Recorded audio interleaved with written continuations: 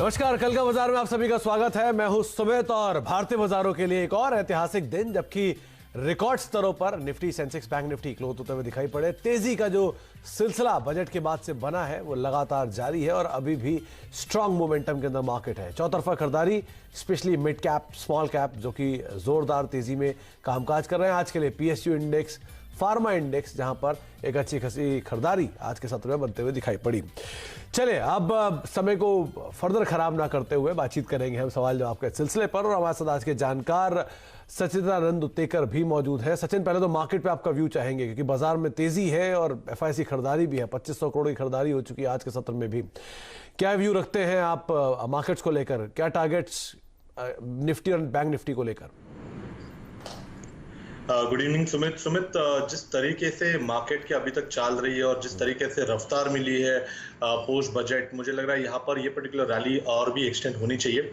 Specially अगर हम कल का दिन देखें तो वीकली एक्सपायरी का दिन है एंड जिस तरीके से अभी भी ऑप्शंस डेटा इंडिकेट कर रहा है, कहीं जाकर 15,000 से लेके हेलो जी सचिन। सो 15,000 के आसपास की एक्सपायरी एक्सपेक्टेड है। 14,700 के आसपास आई थिंक काफी अच्छा बिल्टअप आज हो चुका है एंड जिस तरीके से लगभग 4.5% से ज्यादा का हुआ एडिशन हुआ है, मुझे लग रहा है यहाँ पर अभी भी एक लेग बाकी है फ्रॉम द मोमेंटम पर्सपेक्टिव। सो 15,000 तक के एक्सपेक्टेशन होगी एक्सपायरी के लिहाज से।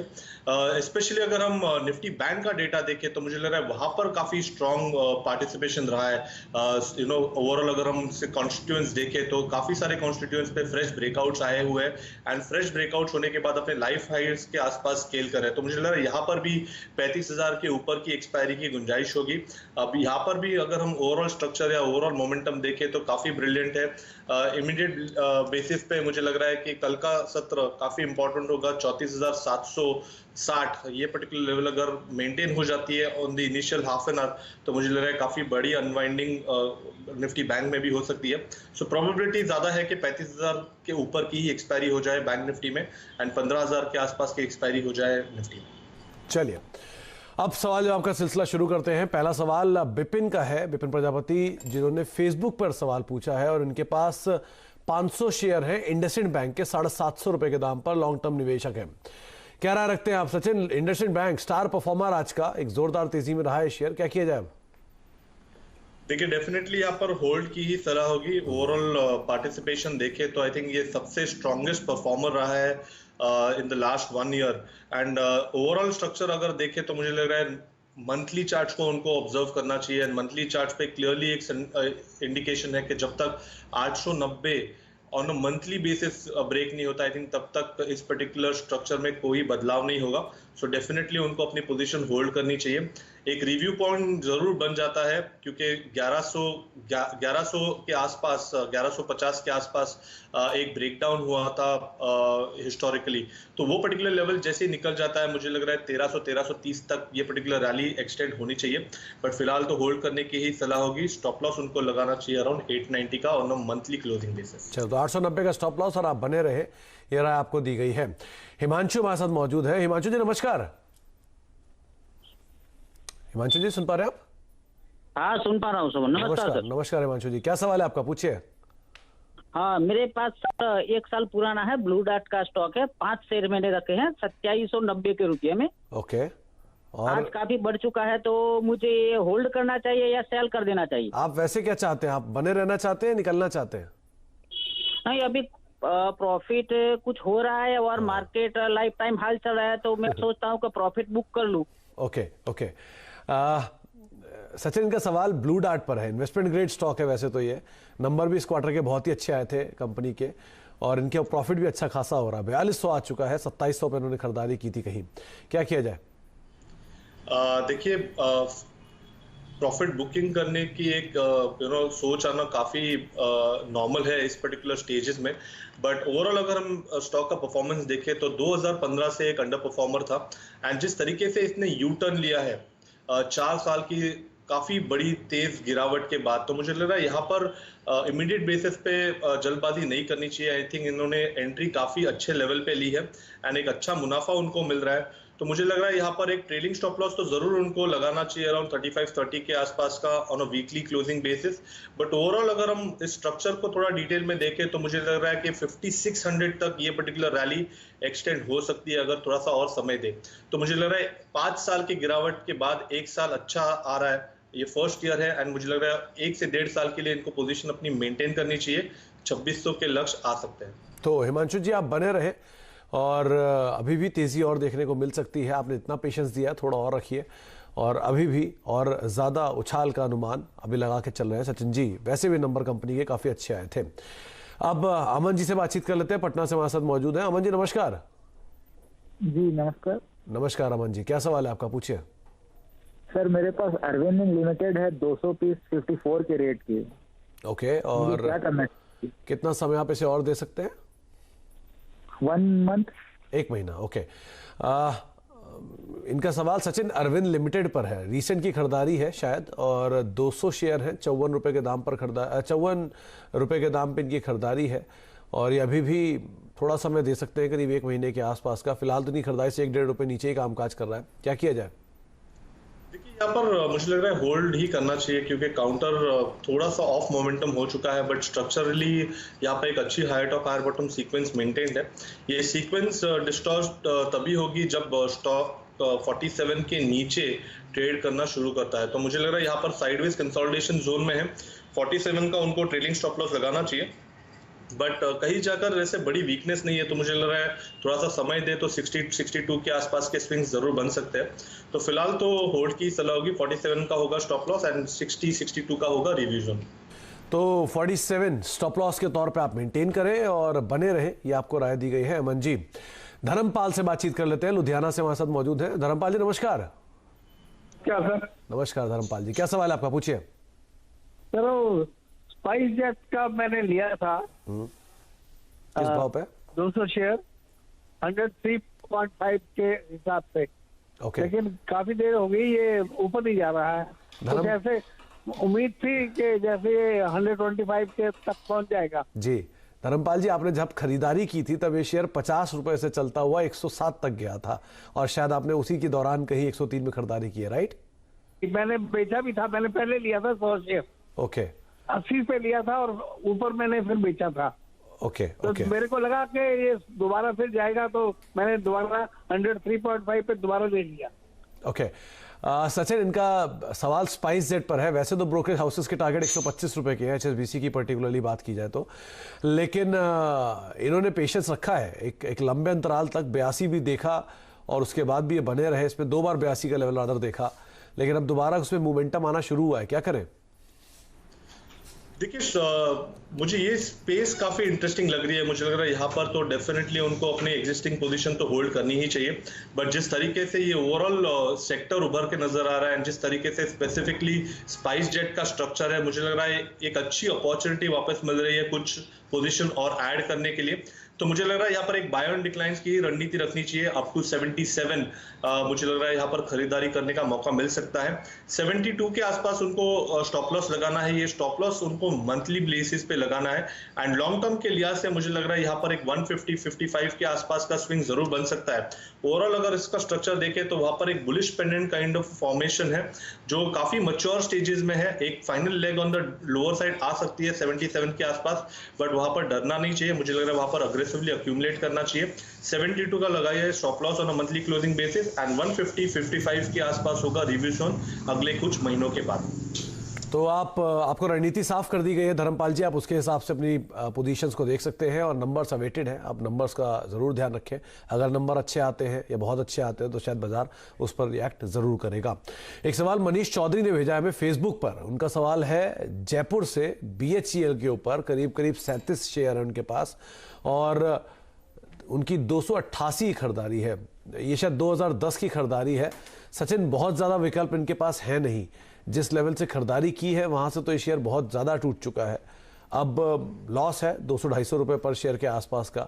अब होल्ड करने के अलावा कोई विकल्प आपको दिख रहा है? क्या कर सकते हैं? एवरेज करें? कहां तक एवरेज करें? क्या करें? सुमित, आई एम सॉरी, मैंने स्टॉक का नाम BHEL राइट जी। ओके। देखिए BHEL मुझे लग रहा है थोड़ा सा साइडवेज स्टॉक हो चुका है। इनफैक्ट जो एक लो टॉप लो बॉटम सीक्वेंस थी वो कहीं पर जाकर थोड़ी थम चुकी है। तो मुझे लग रहा है यहाँ पर इमीडिएट बेसिस पे जल्दबाजी नहीं करनी चाहिए एग्जिट्स के। मुझे लग रहा है एक अच्छा रिबाउंड हो सकता है अगर 40-45 के आसपास का वीकली क्लोजिंग आ जाती है, तो मुझे लग रहा है एक अच्छा पैटर्न यहाँ पर अनलॉक होने के चांसेस है। सो फिलहाल तो होल्ड करने की ही सलाह होगी। ओवरऑल अगर ये पर्टिकुलर पैटर्न ब्रेकआउट हो जाता है 45 के ऊपर, तो मुझे लग रहा है अराउंड 65-70 के आसपास के स्विंग टारगेट्स एक्टिवेट हो जाएंगे। तो फिलहाल तो यहाँ पर बने रहने की ही सलाह होगी। उनको ट्रेलिंग स्टॉप लॉस अगर चाहिए तो बेसिकली 33 के आसपास का लगा सकते हैं, बट मुझे लग रहा है 45 के ब्रेकआउट की प्रोबेबिलिटी थोड़ी सी ज्यादा है। तो डेफिनेटली यहाँ पर अगर किसी को ऐड करनी है तो स्टॉप लॉस 33 का लगाना चाहिए एंड 45 एक ब्रेकआउट जोन होगा, जिसके बाद मुझे लग रहा है थोड़ा सा मोमेंटम एंड डायरेक्शनल मोमेंटम काफी अग्रेसिव होगा 65 पे टारगेट के लिए। तो अभी तो फिलहाल आप बने रहे और मतलब बहुत ज़्यादा विकल्प आपके पास हैं भी नहीं इतने बड़े लॉस में, लेकिन आप एवरेज कर सकते हैं तो करें, क्योंकि सचिन को लगता है कि यहाँ साइडवेज है, फिर एक मूव तेजी की तरफ आएगा। आप कॉस्ट को नीचे लाकर फिर आप एग्जिट कर सकते हैं, ये आपके लिए एक ज़्यादा बेहतर विकल्प हो सकता है। अब जयपुर से चलते हैं बगल में अजमेर। अरुण हमारे साथ वहां पर मौजूद है। अरुण जी नमस्कार। सर नमस्कार। नमस्कार अरुण जी, क्या सवाल है? सर मेरा क्वेश्चन है HEG पर। मैंने 50 शेयर लिए थे 903 पर। ओके। और आज 1095 के आसपास ये गया भी था, तो सर क्या करना चाहिए? मतलब आपका नजरिया छोटी अवधि का है अरुण जी? नहीं सर, मैं अगर मतलब 6 मंथ या 1 ईयर के लिए भी अगर हो होल्ड कर सकते हैं। ओके। इस कंपनी में पहले एक बारी 4200 तक की चाल भी आई थी, वहां से टूट के रादर नीचे आया था। खैर अभी तो इनको मुनाफा है सचिन 140 रुपए पर शेयर का, 903 रुपए के भाव पे खरीदारी है। ये साइक्लिकल स्टॉक है, कमोडिटी के आधार पे चलता है। क्या किया जाए? अपनी पोजीशन से निकल जाए, बने रहे? सुमित आई थिंक इसमें बने रहना चाहिए क्योंकि हाल फिलहाल में ही इसमें एक फ्रेश मोमेंटम एस्टैब्लिश हुआ है। थोड़ा सा स्टॉक साइडवेज अगर जाता भी है तो कोई दिक्कत नहीं होगी। मुझे लग रहा है 1100-1140 के आसपास के स्विंग्स बन सकते हैं। तो फिलहाल तो यहाँ पर बने रहने की ही सलाह होगी। ओवरऑल अगर हम मोमेंटम के लिहाज से इसका स्टॉप लॉस देखें तो मुझे लग रहा है लगभग अराउंड 940 के आसपास का ही आ रहा है। बट जिस तरीके से स्ट्रक्चर है, जिस तरीके से इमीडिएट चार्ट्स पे एक मोमेंटम मिला और जिस तरीके से इसका डेली ADX है, मुझे लग रहा है 1140 के आसपास के स्विंग्स बन सकते हैं, जहां पर उनको अपनी पोजीशन रिव्यू करनी चाहिए। फिलहाल तो वीकनेस कहीं पर भी नहीं है। एक काफी स्ट्रॉन्ग ट्रेजेक्टरी में ऑलरेडी स्टॉक एस्टैब्लिश हो चुकी है इसकी ट्रेंड। सो डेफिनेटली यहाँ पर होल्ड की सलाह होगी 940 के स्टॉप लॉस के साथ। 240 का आप एक स्टॉप लॉस रखें और बने रहे, ये आपको राय दी गई है। थोड़ा और समय आप दे सकते हैं, लेकिन हाँ 1100 के आसपास अपनी पोजीशन को आप दोबारा रिव्यू कर सकते हैं। फ्रांसिस अगले दर्शक हमारे साथ हैं, रादर फेसबुक से उन्होंने सवाल भेजा है। बजाज कंज्यूमर को लेकर करीब 1000 शेयर है और 215 रुपए के दाम पर खरीदारी है। सचिन अगर आप सुन पा रहे हैं तो 215 रुपए पर बजाज कंज्यूमर, क्या किया जाए? मुनाफा है फिलहाल तो इन्हें 40-50 रुपए का, क्या कर सकते हैं इसमें?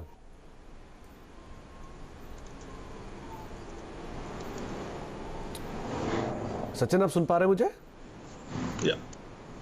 स्टॉक का नाम क्या है? बजाज कंज्यूमर जी। देखिए यहाँ पे एक फ्रेश ब्रेकआउट हुआ है काउंटर में एंड ये ब्रेकआउट काफी सिग्निफिकेंट वॉल्यूम एक्शन के साथ हुआ है। सो डेफिनेटली यहाँ पर अपनी पोजीशन होल्ड करनी चाहिए उन्हें। आई थिंक 215 की बाइंग है, तो मुझे लग रहा है यहाँ पर ट्रेलिंग स्टॉप लॉस अगर उनको शिफ्ट करना है तो अराउंड 230 के आसपास इन द मनी कर सकते हैं। बट जिस तरीके से ये ब्रेकआउट हुआ है, मुझे लग रहा है अगले कुछ दिनों के लिए मोमेंटम कैरी फॉरवर्ड होना चाहिए। तो 278 से 280 इस पर्टिकुलर ट्रेजेक्टरी में जैसे ही स्टॉक आ जाता है वहां पर रिव्यू कीजिए पोजीशन। फिलहाल तो स्ट्रक्चर काफी हेल्दी है। यहाँ पर मुझे लग रहा है कि प्रोबेबिलिटी ऑफ 280 रिमेन्स हायर, तो यहाँ पर होल्ड करने की ही सलाह होगी। अगर ट्रेलिंग स्टॉप लॉस लगाना है तो 235 के आसपास का लगाएं। तो 235 का ट्रेलिंग स्टॉप लॉस आप लगा के अपनी पोजीशन में बने रहे, ये आपको राय दी। वैसे भी दिन के ऊपरी स्तरों पर आज बंद हुआ, 42 रुपए की तेजी आज के सत्र में, 20% का अपर सर्किट बजाज कंज्यूमर में लगा। तो आपके लिए तो बनना, अभी बने रहना ज्यादा अच्छा विकल्प रहेगा। साकेत हमारे साथ मौजूद हैं गुवाहाटी से बातचीत करने के लिए। साकेत साहब नमस्कार। साकेत मॉर्निंग। नमस्कार साकेत साहब, क्या सवाल है आपका? पूछिए। अच्छा, मेरा मिश्र धातु है जी, किस भाव पे? हाँ, 214 में 500 शेयर है, क्या करना है? कितना समय आप दे सकते हैं इसको? और सर 6 महीना। ओके। सचिन इनका सवाल मिश्र धातु पर है। 214 रुपए के भाव पे खरीदारी है, 190 का मौजूदा स्तर है, 24 रुपए पर शेयर फिलहाल घाटा।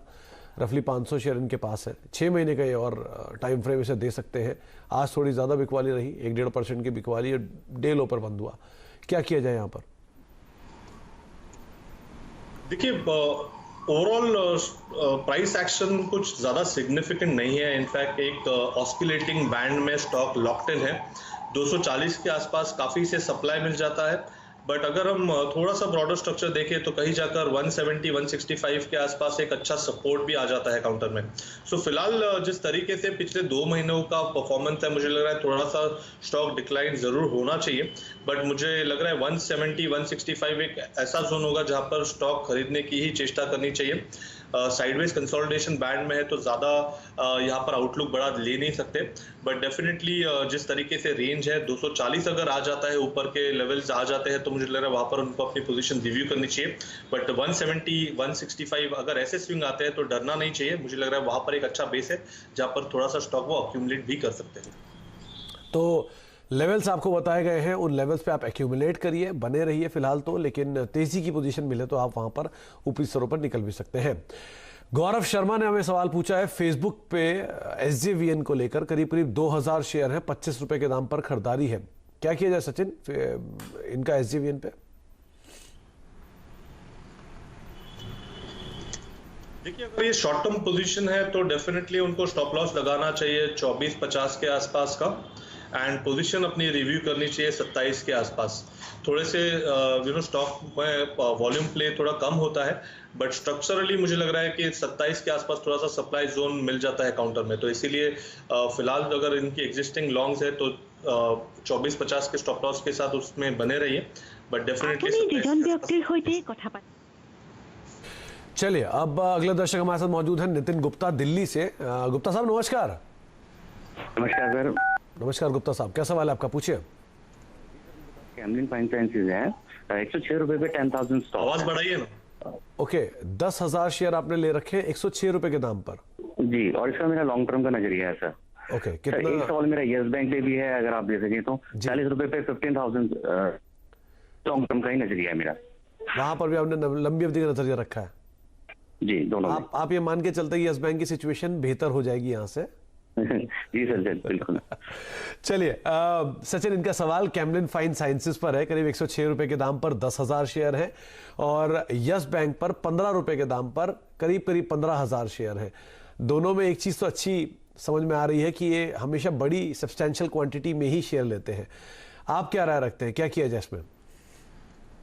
देखिए, दोनों के स्ट्रक्चर्स पोल्स अपार्ट है। इनफैक्ट कैमलिन लाइन की अगर हम बात करें तो यहाँ पर क्लियरली एक अच्छी हायर टॉप हायर बॉटम या फिर एक बुलिश सीक्वेंस ऑलरेडी एस्टैब्लिश्ड है।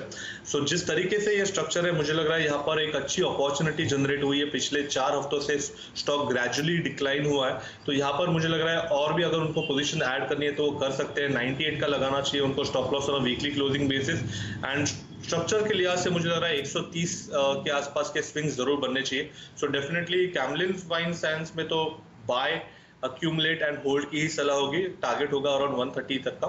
एंड यस बैंक अगर हम देखें तो आई थिंक वहां पर अभी तक ऐसे कोई बड़ा क्लियर कॉन्क्रीट डायरेक्शन सेट नहीं हुआ है। इनफैक्ट स्टॉक एक साइडवेज रेंज कंसोलिडेशन में ही है।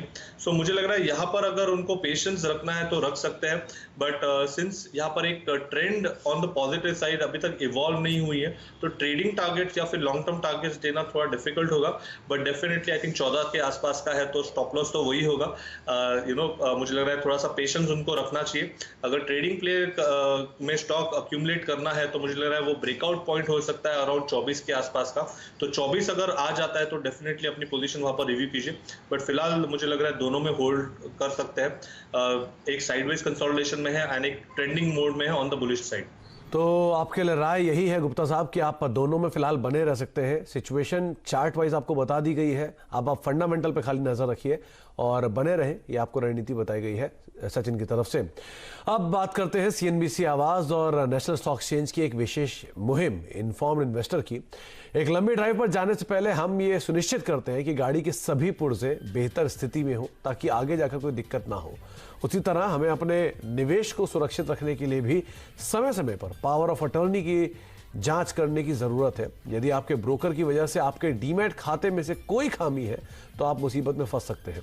इसलिए आपको वक्त वक्त पर अपने डीमैट खाते को चेक करना चाहिए कि अपने जरिए किए गए शेयर खरीद या म्यूचुअल फंड यूनिट खरीद ब्रोकर द्वारा आपके खाते में जमा किए जा रहे हैं या नहीं। सचिन, ये एक बहुत ही ज्यादा मतलब सुनने में मिलता है कि शेयर डीमैट अकाउंट में आए नहीं, बिक गए, अब हमने खरीदे थे, रखे थे हमारे पास, लेकिन अब नहीं है। आपके तो सामने ऑब्वियस सी बात है, बहुत सारे ऐसे केसेस आते रहे होंगे।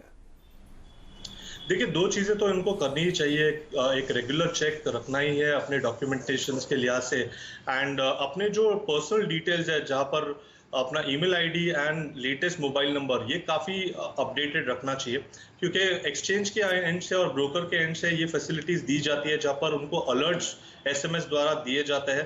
सो जो भी ट्रांसफर्स हो रहे हैं वो तो ऑटोमेटिकली अपने इन दोनों चैनल्स थ्रू तो उनको अपडेट्स मिलते ही है।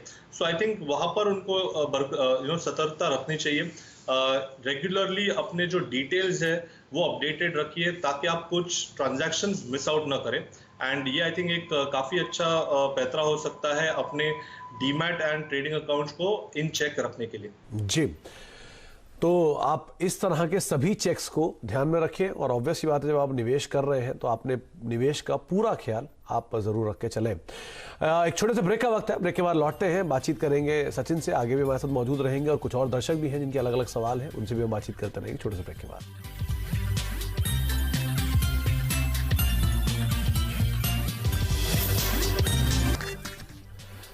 आप देख रहे हैं कल का बाजार और हमारे साथ सचिन उत्तेकर मौजूद हैं आपके सवालों के जवाब देने के लिए, और हमारे से सवाल पूछने के लिए विवेक मौजूद है जमशेदपुर से। विवेक जी नमस्कार। नमस्कार सर। नमस्कार विवेक जी, क्या सवाल है आपका, पूछिए। मेरे पास बंधन बैंक के 20 शेयर है 364.93 पैसे के, और भारत डायनामिक लिमिटेड के 10 शेयर है 339.76 पैसे पर। दोनों शेयर में एवरेज बाई है sir, please suggest long term and short term. Sachin, बंधन बैंक करीब करीब 20 रुपए पर शेयर का घाटा, और भारत डायनेमिक्स में इन्हें करीब करीब 5 रुपए का घाटा, क्या किया जाए इन दोनों में? देखिए, बंधन बैंक में तो स्ट्रक्चर इतना हेल्दी नहीं है, बट डेफिनेटली यहाँ पर एक काफी बड़े डिक्लाइन के बाद एक पुल बैक की सीक्वेंस एस्टैब्लिश हुई है। अपने 200 डे एक्सपोनेंशियल मूविंग एवरेज के आसपास फिलहाल प्लेस्ड है, तो मुझे लग रहा है यहाँ पर इमीडिएट बेसिस पर इनको 330 के आसपास का स्विंग स्टॉप लॉस लगा लेना चाहिए। एंड अगर ये ब्रेकआउट एस्टैब्लिश होता है अराउंड 355 358 के आसपास के अगर क्लोजिंग हो जाती है, सो डेफिनेटली ये पुल बैक थोड़ा और एक्सटेंड होना चाहिए अराउंड 380-85 के आसपास का। तो मुझे लग रहा है यहाँ पर फिलहाल तो उनको होल्ड करने की ही सलाह होगी। एंड जो दूसरा stock Bharat Dynamic, right, BDL, right जी। सो BDL अगर हम देखें तो वहां पर मुझे लग रहा है स्ट्रक्चर इंटरेस्टिंग हो रहा है। इनफैक्ट काफी समय इसने अपने लॉन्ग टर्म एवरेजेस के आसपास बिता दिया है। सो इमीडिएट बेसिस पे मुझे लग रहा है 320 on a closing basis stop loss लगा देना चाहिए। एंड जिस तरीके से इसके ऑस्किलेटर्स प्लेस्ड है, मुझे लग रहा है जल्द ही इस पर्टिकुलर स्टॉक में 360 के ऊपर का ब्रेकआउट होना चाहिए। सो यहाँ पर मुझे लग रहा है खरीदारी ही करनी चाहिए 320 के स्टॉप लॉस के साथ। मिनिमम टारगेट होगा अराउंड 360 के आसपास, बट मुझे लग रहा है अगर ये पर्टिकुलर लेवल्स आ जाते हैं तो एक सिग्निफिकेंट अपमूव यहाँ पर अनलॉक होनी चाहिए 420-435 के लक्ष्य के लिए। सचिन, समय का थोड़ा अभाव है, जल्दी जल्दी 2 सवालों के जवाब दीजिए। एक है एल्केम लैब पर, जहां पर 3093 रुपए पे खरीदारी है, और दूसरा है गेल पर 137 रुपए पे खरीदारी है, क्या किया जाए इन दोनों में? देखिए, एल्केम में फिलहाल तो एक पुल बैक मोड में है काउंटर, एंड जिस तरीके से आज की प्राइस एक्शन है तो एटलीस्ट यहाँ पर एक बुलिश हरामी फॉर्मेशन है। सो ये फॉर्मेशन एक बुलिश संकेत होते हैं। इसकी इम्प्लीकेशंस कल के सत्र में पता चलेंगे। अगर स्टॉक 2930 के ऊपर सस्टेन्ड क्लोजिंग दे देता है तो मुझे लग रहा है एक अच्छा पुल बैक आना चाहिए 3100 के आसपास का। सो यहाँ पर मुझे लग रहा है बने रहना चाहिए। स्टॉप लॉस आपको लगाना चाहिए अराउंड 2890 के आसपास का। और गेल जी, गेल 130 के आसपास है। मुझे लग रहा है यहाँ पर ऑलरेडी एक ladder bottom kind of formation है, तो यहाँ पर 126 के स्टॉप लॉस के साथ लॉन्ग्स इनिशिएट किए जा सकते हैं। टारगेट ऑन दी अपसाइड मुझे लग रहा है अराउंड 140 के आसपास से का ही होगा, क्योंकि यहीं पर जाकर पिछले 2 समय से सप्लाई थोड़ा सा हावी हो गया था काउंटर में। सो फिलहाल यहाँ पर मुझे लग रहा है reward to risk opportunity better है, तो इसीलिए 126 के स्टॉप लॉस के साथ कुछ लॉन्ग्स डिप्लॉय किए जा सकते हैं 140 के टारगेट के लिए। चलिए, बहुत बहुत शुक्रिया सचिन हमारे साथ मौजूद रहने के लिए, सभी दर्शकों सवालों के जवाब देने के लिए, बाजार पर चर्चा करने के लिए, और बहुत बहुत शुक्रिया उन सभी दर्शकों का जिन्होंने हमसे सवाल पूछे, और बहुत बहुत माफी उन सभी से जिनसे हम बातचीत आज नहीं कर पाए। बहुत बहुत शुक्रिया इस कार्यक्रम को देखने के लिए, जुड़ने के लिए। नमस्कार। Thank you.